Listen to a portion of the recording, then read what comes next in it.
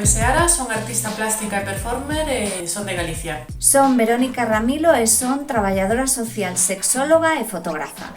Soy Ainara Díaz, docente y mediadora artística. Soy de Cataluña y formo parte del colectivo Tecendo Endometriose.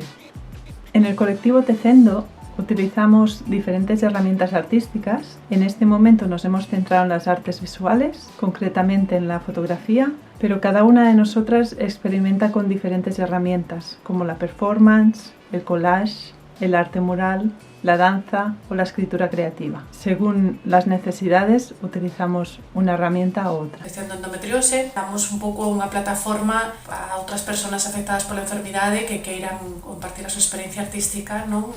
Con respecto a todos os aspectos relevantes da súa experiencia ca enfermidade, non? Falamos das cuestións médicas, das cuestións sociolóxicas, das cuestións persoais que sufrimos, non?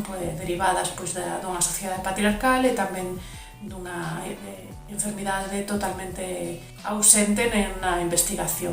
A sociedade por ser considerada unha enfermidade de mulleres, non?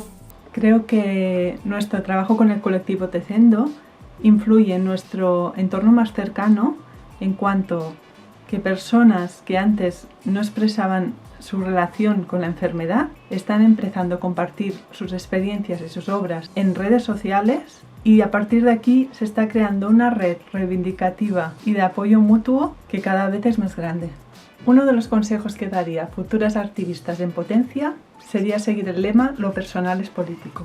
Creo que cuando hablamos desde nuestra experiencia personal en la creación artística, el resultado es tan potente que es mucho más fácil remover conciencias. O meu consello para as persoas activistas en potencia é que confíen na súa propia voz e no seu propio estilo. Otro consejo es compartir y difundir todo lo que podáis vuestro trabajo para llegar al mayor número de personas, crear redes y sumar voces a vuestro proyecto y a vuestras reivindicaciones.